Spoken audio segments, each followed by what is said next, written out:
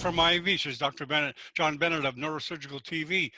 We have another Neurosurgical Super Sunday. Approaches to the Petrous Apex Endoscopic versus Open. And I'll let Vinod Felix from India run the proceedings. Welcome, Vinod.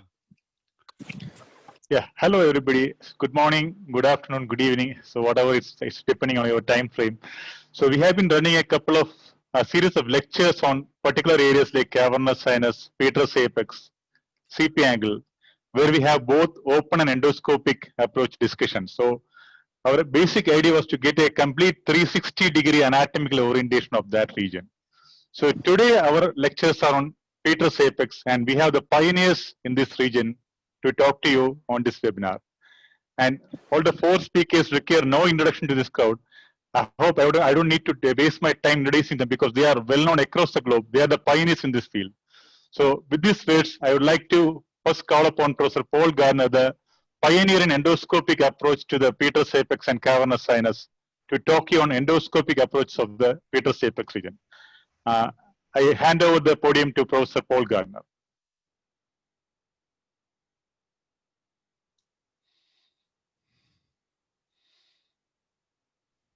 Hopefully you can see my screen and yes. Hear me okay? Yes. Yes, sir. You can see. Perfect. Wonderful. Perfect.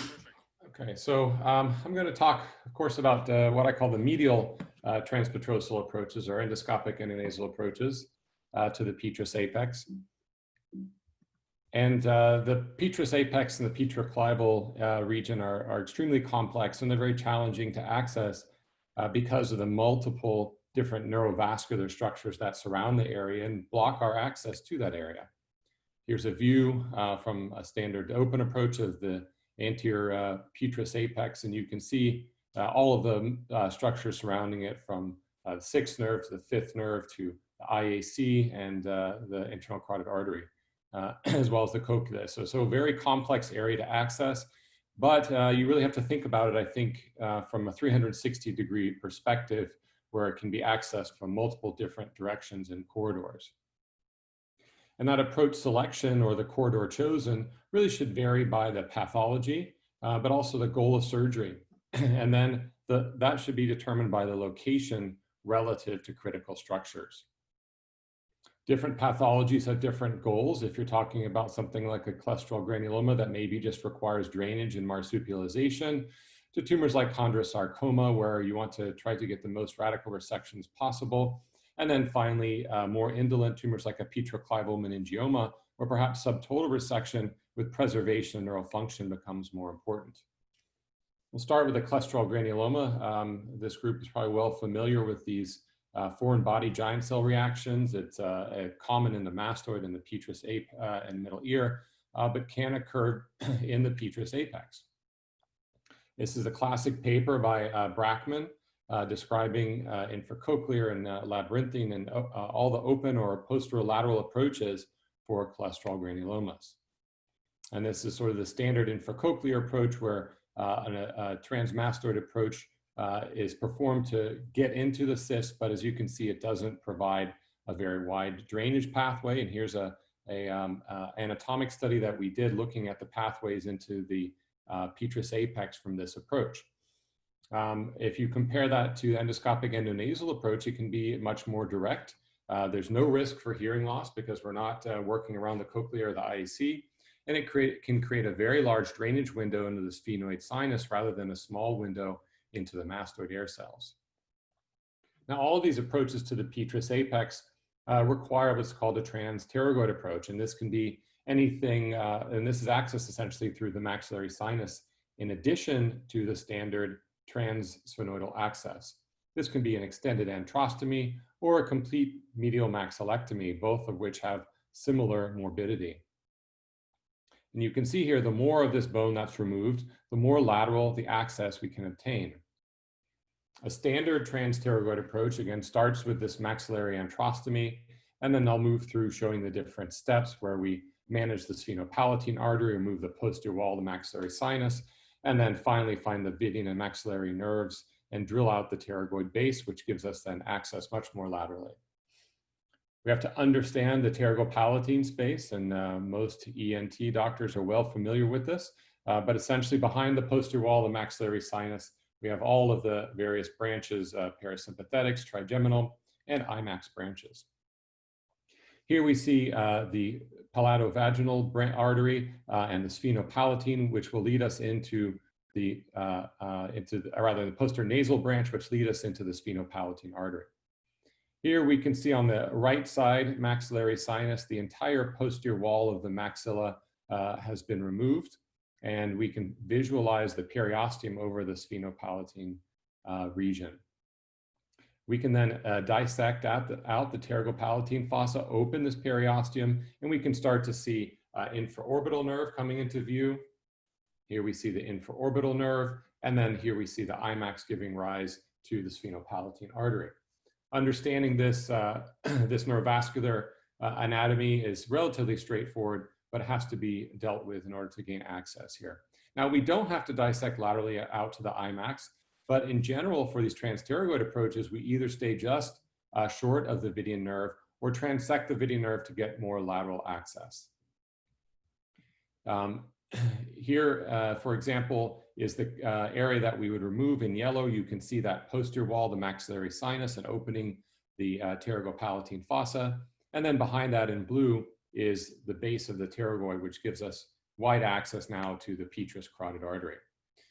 The Petrous carotid artery here is seen in a Roton picture on the left, completely dissected free. You have to really understand the different segments of the carotid artery from an endonasal approach perspective in order to do safe endonasal surgery. There's the parapharyngeal, the horizontal Petrous, the paraclival carotid, and then the paraclinoidal carotid artery. Each one of these has its own anatomic landmark. These are the landmarks that I choose for the paraclinoidal. There's the medial OCR, which is the really the confluence of the optic and the carotid and the sella. And then the so-called medial pterygoid wedge, where the medial pterygoid plate meets the floor of the sphenoid. That's directly in line with the foramen lacerum. The Vidian nerve runs lateral to foramen lacerum, doesn't run to it, and it runs over the horizontal segment of the Petrous carotid artery to get to GSPN. And then finding the ascending or parapharyngeal carotid artery is accessed following the eustachian tube. Here's the basic anatomy after that transpterygoid approach. Here you can see in the top slide, you can see the Vidian nerve going just lateral to foramen lacerum. And the Petrous apex region really is entirely accessed posterior or posterior inferior to the paraclival carotid artery. As we drill through this, we have to deal with the length of the inferior petrosal sinus that is draining down to the jugular foramen. And we have to be able to comfortable working around the paraclival carotid artery. But if you look here from that same perspective, we really have relatively good access to the Petrous apex. Here's with a 0-degree scope, and here's with a 45-degree endoscope. And I'll talk a little bit about what this corridor is. There, just like with open surgery, there are triangles. There's a triangle to access the medial Petrous apex. This is what I think is probably the most useful and largest triangle into the Petrous apex.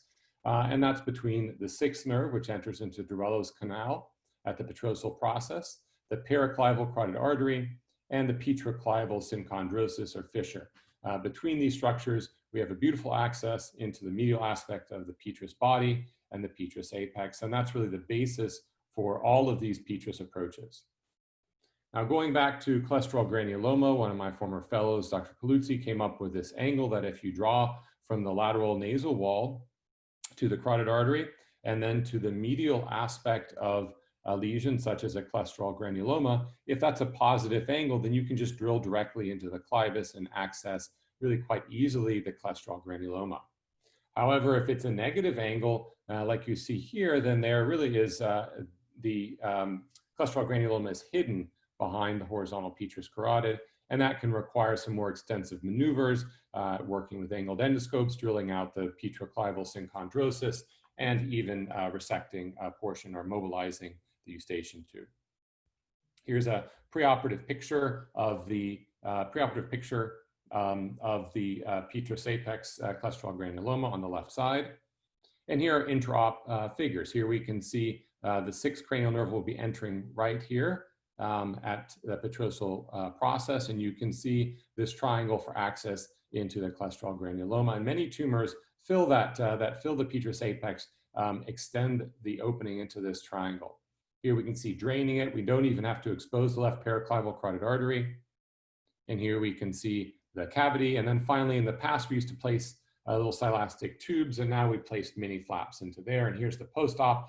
And you can see how this mini flap really helps create and turn this into a new sinus. Again, this is understanding the pathology. These do not have to be completely removed, but if you turn this into a draining sinus, it cannot recur. We also compared anatomically the open posterolateral approaches and endoscopic endonasal approaches. And here you can see the drainage windows and that infracanalicular approach that I talked about before really did not provide any access to the superior petrous apex, so it's relatively limited, but it was suitable for the anterior or inferior portion in most specimens. And so it obviously provides access to the petrous apex, but again, relatively limited. When we looked at endonasal approach, it was able to reach really all of these areas, with the exception of the posterior and inferior petrous apex. That's those negative Paluzzi angle cases. In that case, it was able to reach still 90% of the time. But based on radiographic studies on CT, endonasal window was 3 times larger than the infracanalicular approach. We also looked at clinical follow-up, so looking at long-term follow-up. One of the critiques of this is that, well, you have to resect these or you'll have recurrence long-term. So we looked at all the cases that had a minimum of 12 months of follow-up. Here's a case that had undergone an infracochlear approach and a middle fossa approach, both, and it still recurred. You can see a stent here.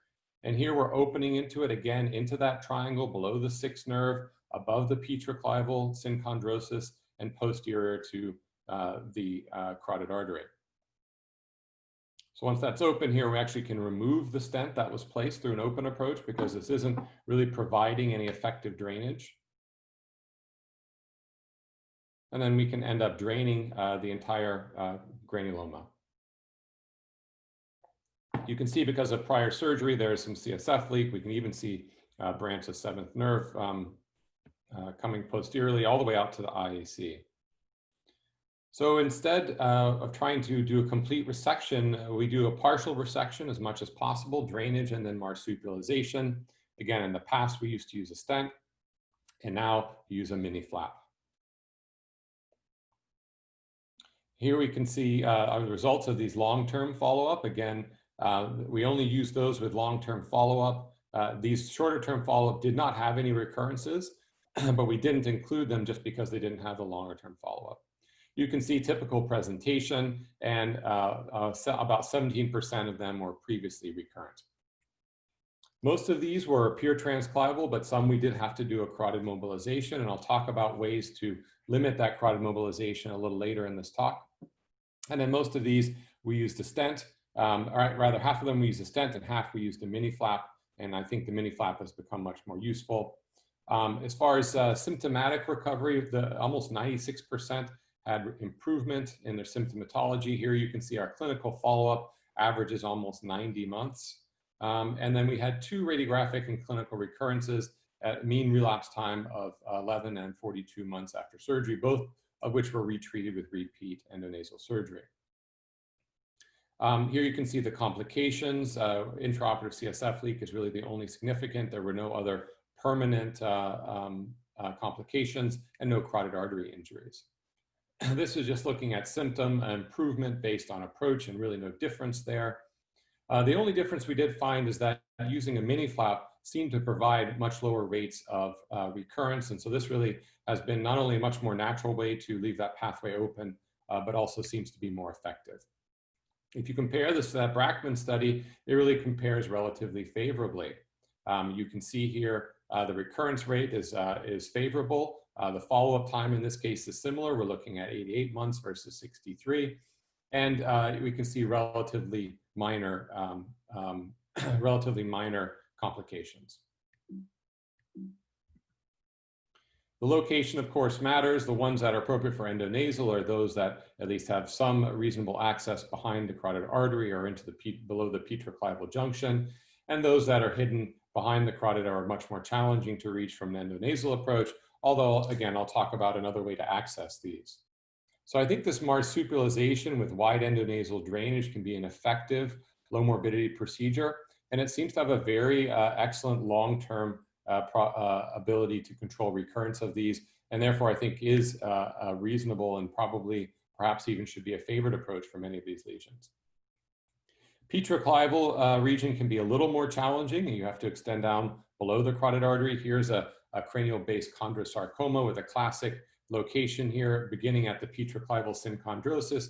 But again, working from that same triangle, here's that same Petrous triangle between the petroclival junction, the carotid artery, and the sixth nerve. And here we're going to work up behind the sixth nerve, peeling tumor off the lateral posterior fossa dura, lateral clival dura. And you can see how the lesion really starting to, the chondrosarcoma is starting to evacuate itself almost. We have access to the Petrous apex. We can open lateral to the periclival carotid artery to gain access here for some tumor that's around the horizontal segment of the Petrous carotid artery. Here we see the Petrous carotid artery going laterally. There's tumor extending into Meckel's cave.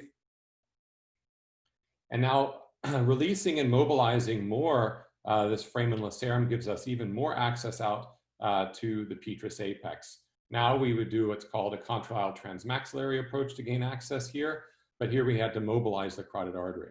And then finally working just behind the sixth nerve as it enters Dorello's canal at the top of that medial Petrous triangle.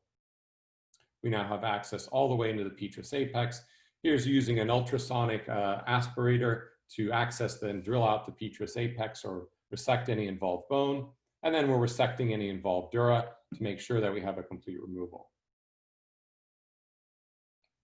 There we can see the fifth nerve. We're running below the sixth nerve through this triangle, but we have access all the way out to the Petrous apex and almost to the IAC in this particular case.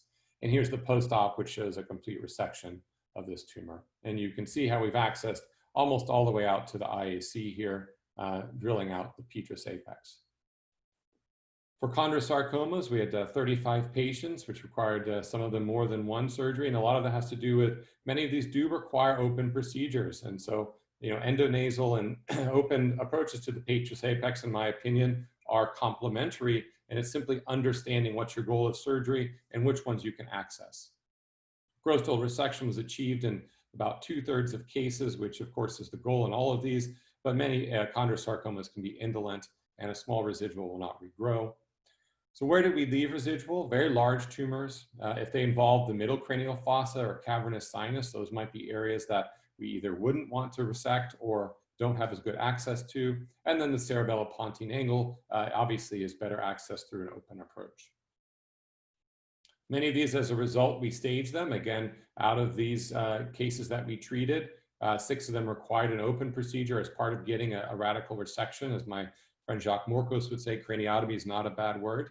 And again, the same areas, inferior and lateral areas often require an open approach combined with endonasal approach. So it's a great midline corridor, but inferior and lateral tumor access requires an open approach. When we had recurrence, some undergo resection, others undergo retreatment. Here you can see a very large mesenchymal chondrosarcoma that repeatedly recurred. The patient was non-compliant with follow-up with radiation, and so we'll just come back whenever he had a large recurrence.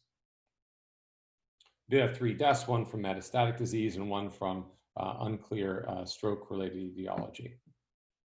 Even more controversial, petroclival meningiomas. These come in several different varieties, and certainly I would never propose that all petroclival meningiomas should be done endonasally.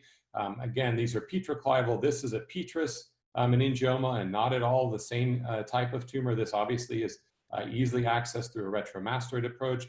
But petroclival tumors, which are medial to the fifth nerve, many of these, because of their medial location, can be accessed endonasally. Here you see a case where we resected everything, but the portion that was stuck to the sixth nerve. Again, the sixth nerve really is a limitation, really from either approach, open or endonasal approach. Many of these require pituitary transposition. When we first began doing them, we would simply pull up the gland and try to pull down the dorsum cellae and the posterior clinae, but you can see that's somewhat of an uncontrolled maneuver. Since then, we came up with, and Dr. Fernandez Miranda did a beautiful job describing a transcavernous posterior clinoidectomy, where we do an interdural approach.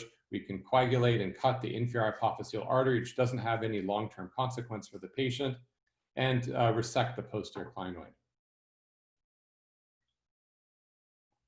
Here we can see the right posterior clinoid being resected, and this indeed gives us access behind the pituitary. So a tumor like this, where it seems impossible to resect the upper pole of it, by removing that bone and using an angled endoscope, we can reach upward and dissect the tumor down safely from the interpeduncular fossa. We can dissect from PCA and SCA in the third nerve.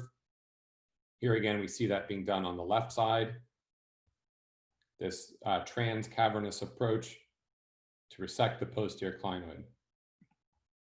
This maneuver can be done safely. I think the transcavernous aspect of it gives us very direct view of the posterior clinoid, and I think the extradural version is really not nearly as safe. And this is the view that we get then working with an angled endoscope after resecting a tumor. Here we see the basilar, PCA, SCA, and third nerve. This is tumor capsule, which is adherent to the brainstem. All of us have seen that on a petroclival meningioma, and we tend to leave that capsule and not try to strip it to prevent damage to perforators.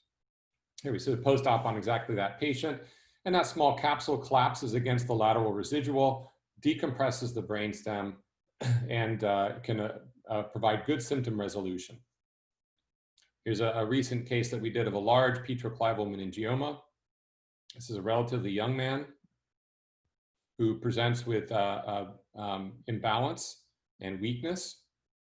Found to have a very large petroclival meningioma. Again, petroclival because it's medial to the trigeminal nerve. He's got some mild hydrocephalus, which we treated with a ventriculostomy at the time of surgery. And here you can see the tumor extending up well up behind the sella. So we start this with the sellar exposure, and I'll move through this a little bit in the interest of time, but a very wide sellar exposure. Both paracellar carotid arteries need to be exposed. We need to remove the tuberculum so we can mobilize the sella upward. You can see our nasal septal flap can be somewhat in the way, and so we have to be creative, moving it up to the planum, maybe sometimes putting it in the maxillary sinus. Here's what we call a rhinopharyngeal or retropharyngeal flap, where we preserve the nasopharyngeal mucosa and the basopharyngeal fascia as part of the reconstruction. And then we can do a full clival access. We're drilling out the paraclival and horizontal petrous carotid arteries. Then we drill out the entire clivus. And you can see here, here's that petrous area. We've completely drilled out this petrous triangle as much as possible to gain access to this lateral region. We still have to worry about where is sixth nerve. It's the most challenging thing with one of these petroclival meningiomas, regardless of approach. The fourth and the sixth nerve can be extraordinarily difficult to dissect free. So here we start to see some of the feeders from the petrous carotid artery. We can coagulate and control that. And again, we did this in 2 stages. So about an 8-hour surgery for the first and about a 6-hour for the second, the following day. Just debulked it the first day. And then the second day did a pituitary transposition, an interdural approach. On both sides, opening the cavernous sinus, no pituitary dysfunction from this. We've left drainage superiorly. We've left the superior hypophyseal artery blood supply. We can remove the right and then the left posterior clinoid.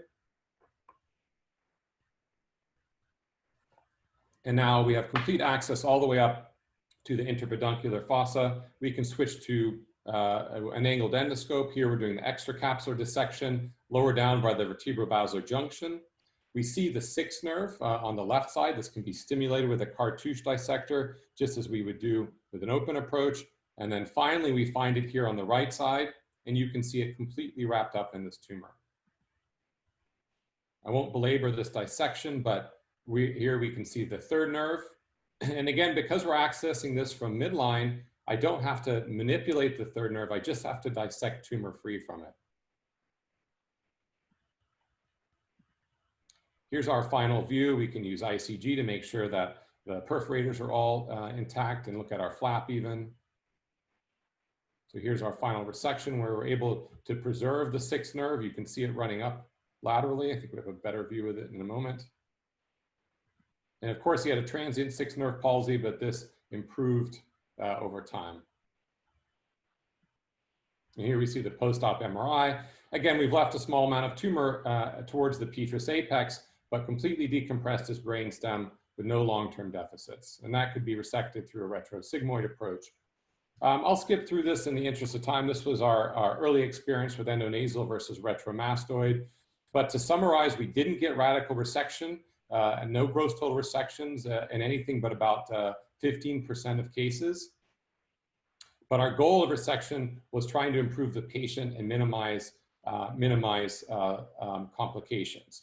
Here you can see a trade-off between sixth nerve palsies and more lateral palsies with an open approach. But the most important aspect of this is that with this approach, we were able to dramatically improve Karnofsky scores in a very short time. So most of the time, if you look at petroclival meningioma studies, the Karnofsky score decreases in the first year, where in these cases, it actually increased relatively rapidly. So I think these require different approaches depending on their extension, and many of them require open and endonasal approaches. If the majority of the tumor is medial to the neural foramina, then an endonasal approach I think is ideal for it. And if it's lateral, then an open approach would be much better. Reconstruction has to be planned so that the flap is on the opposite side of the Petrous apex. And of course, the risk of carotid artery injury in these cases goes up dramatically. Here's a Petrous carotid artery having to be sacrificed during a chordoma resection.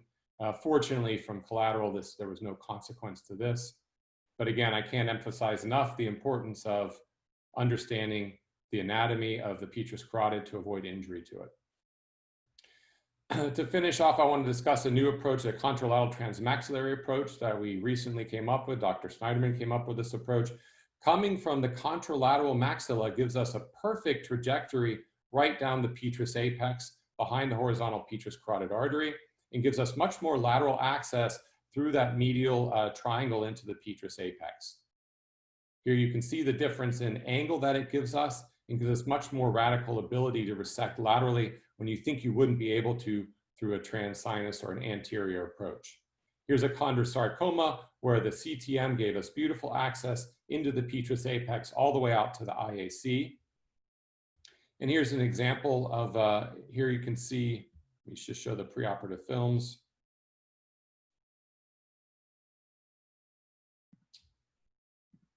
I'm going to skip ahead. Here's the transnasal portion of it with the clivectomy, exposing the foramen lacerum vidian, dissecting the petroclival junction,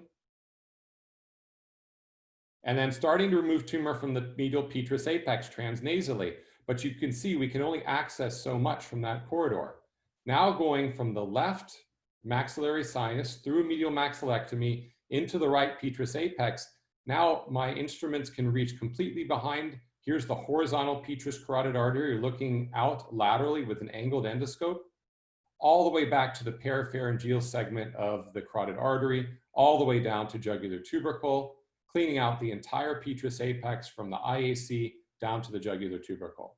Very radical access to this, and a wonderful new addition to our anterior corridor.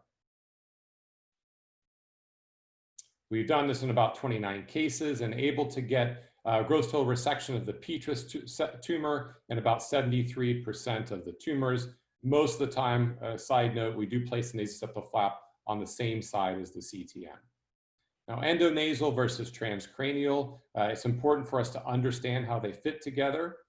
We looked at how much volume of the Petrous bone and Petrous apex can be resected through a standard open approach to the Petrous apex versus different endonasal and CTM approaches. And of course, everyone here is familiar now with both of these approaches, or will be by the end of this. And the CTM, it turned out, really got us the most dramatic access to the Petrous bone and the Petrous apex. We use 3D CT reproductions to understand this, and you can see the Hakuba doe length for the Petrous apex and the CTM gave us the best access. very similar, but for the Petrous body, the majority of the Petrous bone, the CTM, the contralateral transmaxillary, actually gave us the best access to the majority of the Petrous body. So for overall access to the Petrous bone, the Petrous apex, a cubital length is beautiful access to it, but the CTM can reach that. And then for the Petrous body, the contralateral transmaxillary is probably the most superior access to the Petrous body. So in conclusion, I think endoscopic endonasal approaches provide a novel way to access lesions in the Petrous apex and the petroclival junction, but they do have a novel set of complications and a very long learning curve. I think as long as lesions are primarily medial to the neural foramina, this provides excellent access. But remember that these Petrous apex approaches really need to be tailored to your expertise as well as to their location relative to the neurovascular structures. These should be the primary determinants of approach.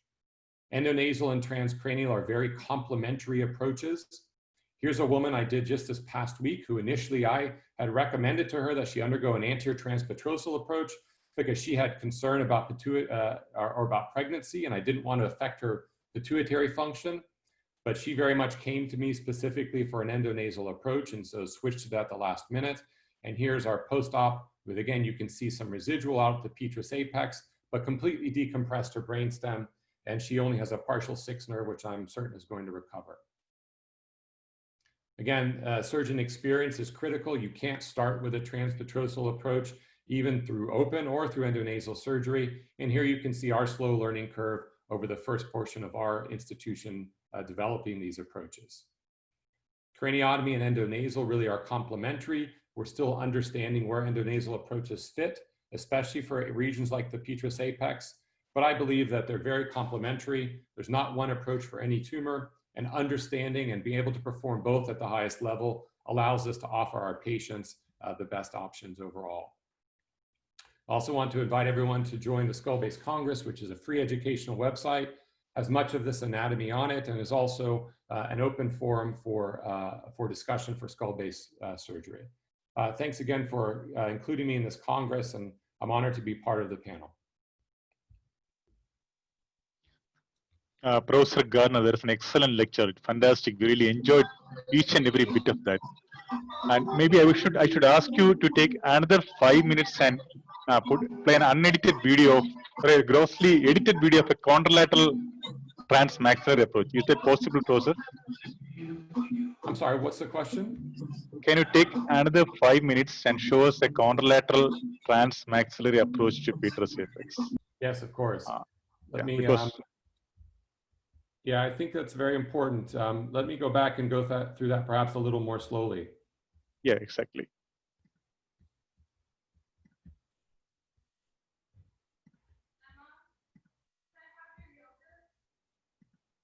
Okay, so here, this is the contralateral transmaxillary approach. Again, we published our initial experience in JNS in October, 2 years ago now, when we started doing this about 4 years ago. And here's the basic concept behind it. You can see our trajectory is coming from the right maxillary sinus, from a Caldwell-Luck incision, a sublabial Caldwell-Luck, through the medial maxilla and behind the horizontal Petrous carotid artery. This is simply a matter of angles. If you look at the transnasal trajectory, that puts us essentially in line with the paraclival carotid artery, but has limited ability to reach to the Petrous apex without dramatic mobilization of the carotid artery, which is a difficult and high-risk maneuver. So again, working through that triangle that I've described, that's what gives us our access. But when we work through that CTM trajectory, the contralateral transmaxillary, it actually lines us up almost perfectly with horizontal Petrous carotid artery, and we can take that all the way back to the internal auditory canal. Here we can see the views that you can get from the different approaches. Here we can see from an endonasal corridor, and here's from a CTM corridor, much more lateral access and much more lateral view. This is the paper when we first described the approach itself. And here you can see the angle relative to the Petrous carotid artery from an endonasal approach is about 45 degrees. Whereas from a contralateral transmaxillary, it's only 20 degrees. So it's almost parallel to that carotid artery. And so you can see how this instrument can reach behind the horizontal petrous carotid. And here we can see that CTM. You can see access all the way. This is a chondrosarcoma that involves part of Meckel's cave as well as the petrous apex. And by reaching behind the carotid artery, again, the tumor grows from medial and expands laterally, and that's why we're able to access it. So we're taking advantage of tumors that are growing in a paramedian plane. Here's another great example. So look how this tumor, this chondrosarcoma, is directly behind the horizontal petrous carotid artery. But if you look at the trajectory from the CTM, it puts us completely parallel to the long axis of this tumor. This is the Spetzler two-point concept, where if you line up with the long axis of a tumor, that gives you the best access to the entire tumor. And this is a perfect example of applying that. This was a large chondrosarcoma where we did our transnasal exposure first. So we did a full transpterygoid. We drilled down the pterygoid wedge. Here's disconnecting the eustachian tube from the bottom of that pterygoid wedge. Completely skeletonized the paraclival carotid artery to be able to mobilize it. But then working from the endonasal approach, you can see to be able to access tumor, we have to mobilize it. This is the so-called lingual process being removed. You can see the Vidian canal and Vidian nerve right there, right here. And then the petroclival junction is being disconnected from foramen lacerum. So once I've exposed foramen lacerum, I can see that carotid very nicely. I can start to cut some of the petroclival synchondrosis to be able to mobilize the artery and the tumor. And then working transnasally, I can work somewhat behind the carotid. But coming from the left maxilla, now my angle of approach, you can see how my dissector is coming in. So rather than coming in this trajectory, it's able to come in almost completely parallel to the petrous apex. So we're going to place an angled endoscope in and look out now laterally towards the horizontal petrous carotid artery. So here's an angled endoscope. So this is the horizontal petrous carotid at the top of the screen at 12 o'clock. Here is the middle fossa dura, the back part of Meckel's cave. The IAC is right out here. We're working out below the IAC. You can see how this allows us to remove the entire body of the petrous. So not just the petrous apex, which is the part that's hardest to reach through this and best reach through an open approach, but this is very complementary because it gives us access to all of the petrous body, which would be relatively blind from an open approach without a combined petrosal approach, for example. And you can see here, this takes us right up to the IAC and all the way down to the jugular tubercle. We can then fill in that space really nicely with fat and use a nasal septal flap. And that allows us to get complete removal of many of these kind of tumors that involve the petrous apex. Here's a recurrent chordoma that was resected using a CTM. We combine it, of course, with endonasal. And again, you can see the radically wider angle of access we have to the petrous apex for these kind of tumors using a CTM. Again, we looked at this with both our clinical experience to the petrous apex and also the anatomy in lab, and I found that for the body of the petrous bone, there was no other approach that came close. And for the petrous apex, it actually provided similar access as a standard open Hakuba-Dolenk type of approach. Hakuba-Kawase-Dolenk anterior petrosectomy. So hopefully that does help explain that a little better. Yeah, thank you. It's one of my favorite new approaches because that's an area we always struggled to reach, and we had to do some dramatic maneuvers, and this just changes our approach, our access pretty dramatically. It looks really fantastic. Thank you. Thank you, Professor. Professor Aibcharen, are you around? I'm here. Yeah. So any questions, or you want to take over to the next lecture? Yeah, I mean, fantastic, Paul. Well, my comments would be that for a petroclival meningioma, I mean, I would, of course, I mean, many people don't have your experience and your skill. And with the open kind of approaches, I think it's much more easier and direct to be getting into the to the Petrous apex rather than going endonasal. I really appreciate the transmaxillary approach, but even then, your corridor is going to be really deep and narrow. And so, of course, with the skill sets that you have and their experience that you have, it may be easier for you to get into that. But I would still stick to an open approach, probably a anterior petrosectomy or a combined Kawase plus Dolenge, which we will be showing right now, anatomy of which we'll be showing right now.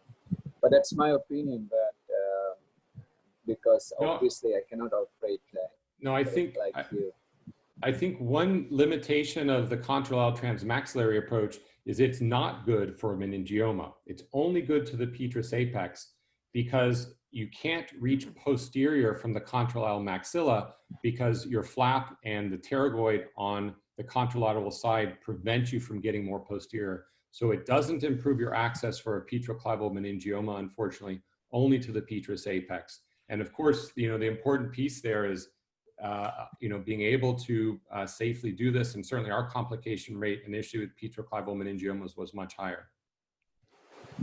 Paul, can I make a smallish comment? Of course.